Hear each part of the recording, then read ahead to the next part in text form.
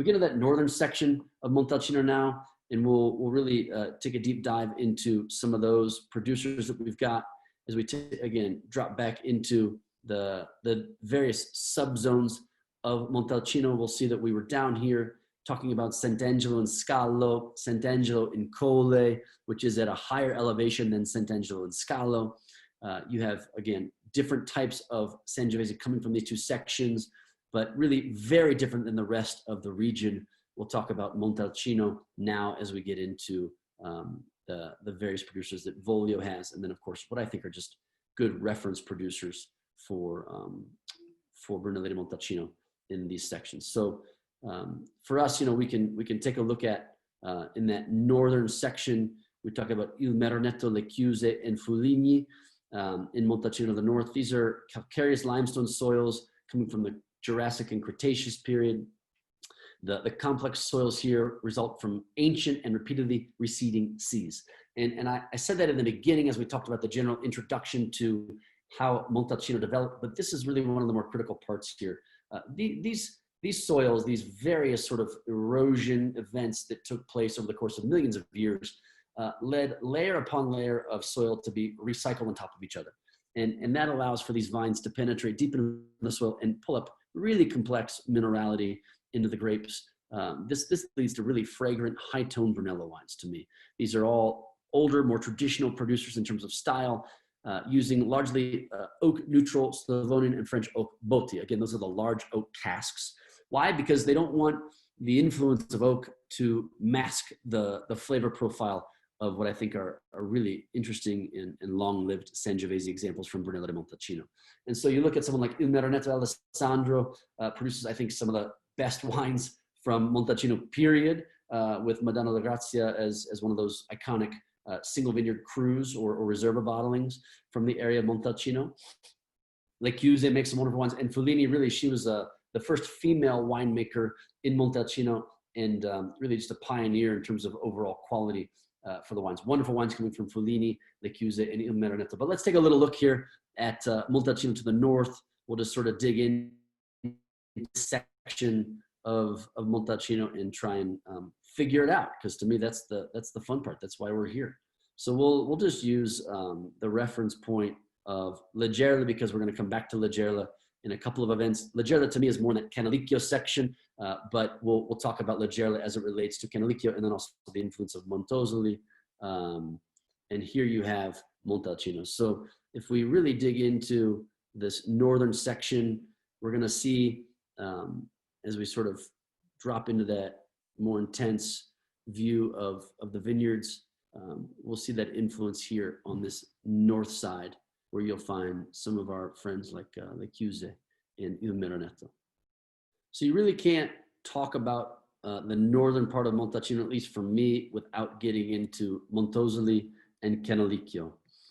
To me, these are two very different types of microclimates in the northern part of Montalcino. Here you've got vineyards in Montosoli that are at 280 to 350 meters above sea level. Very different types of soils in Montosoli than you would find in Canalicchio, with marl, loam rock, and limestone. And it's a really soft hill that allows different types of vineyards, different aspects, different elevations. And really some of the more compelling are the north-facing vineyards that go up to 340 meters above sea level. One of the more, I think, important producers for Montosoli as a cru, so to speak, is the Altesino Brunello Montosoli. It's a single vineyard representation. And then you've got some really wonderful producers like Barici, which is a wonderful old man that makes really beautiful wines, coming to the U.S. now from, I'm not sure who the importer is, but they're lucky to have them. It's a terrific producer. And then Capano, whose cellar is really at the base of Montosoli. They've got some vineyards there as well. They make some wonderful wines. So here you're looking for ripe fruit, earth-driven structure, wines with power. You've got some of the lower elevation vineyards in 280 meters above sea level that go up to 340 or 350. And again, we'll take a look at that cru. And then you've got Canalicchio. We'll look at them both together on the map because I think it's relevant. Canalicchio, 270, 320. So very similar in terms of elevation, a little bit lower. They don't go up to 380. But you got sand, schist, clay, and marl. Again, you don't have the influence, as I talked about, of the loam rock as much as you do in Montosoli here. You got northeast exposure. So these are to be more complex in their structure, longer aging wines than you would find from Montosoli. They're not going to be as ripe as the wines of Montosoli. And they're more elegant. balance and not as explosive in the fruit. You know, sometimes you want that ripeness to just sort of pop out of the bottle. To me, the wines of Canalicchio, when you talk about Franco Pacenti or Canalicchio di Sopra, or even the wines of Lazzara, which are to me the more clean of the three in terms of just like that pure fruit, that more explosiveness out of the palate. To me, Canalicchio di Sopra is probably my personal favorite of the three. Wonderful wines, long aging potential, but the Vigna di Angeli vineyard coming from Lazzara is really incredible. They've got some of the more historic BBS clones that go back to Biondisanti, one of the very few properties that was owned by Biondisanti and then sold off, in this case to Sergio Rossi in the 70s as they made that transition from Milan, Sergio and his family from Milan down into Montalcino to cover vineyards. So Lazzara, I think, is really interesting to talk about in terms of style and in Canalicchio, but Canalicchio di Sopra and Canalicchio from Franco Pacenti are really wonderful producers of reference. So here's a good look at Montosoli. I think it's really just very interesting to go through and take a deep dive, as I mentioned before, about talking about Montosoli and Canalicchio together, but really individually how different they are. Keep in mind the marl, the loam rock, and the limestone. But I think the critical part here is the northern facing success of these vineyards. And you'll see why as we sort of flip to the map and take a deep dive here. So this is, again, facing north. I'm going to sort of drop our view down, and you'll see that just direct north is the town of Siena and Buonconvento that sort of leads you into, you'll see Veneto all the way up north in Italy.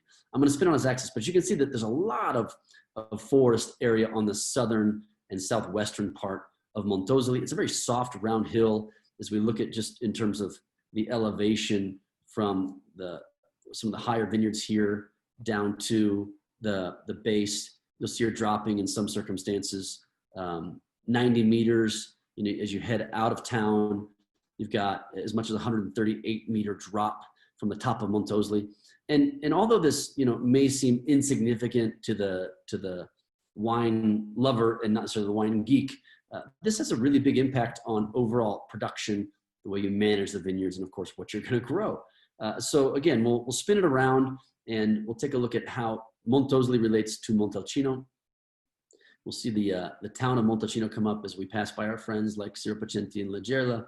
In the area of Canalicchio, you'll see that the view of Montalcino comes in to the map. And we can see that on the backside, we've got some of our great producer friends on the area of Castelnuovo dell'Abate, etc. But we'll see the town of Montalcino as we sort of zoom out, and you'll see it on the top of the hill here.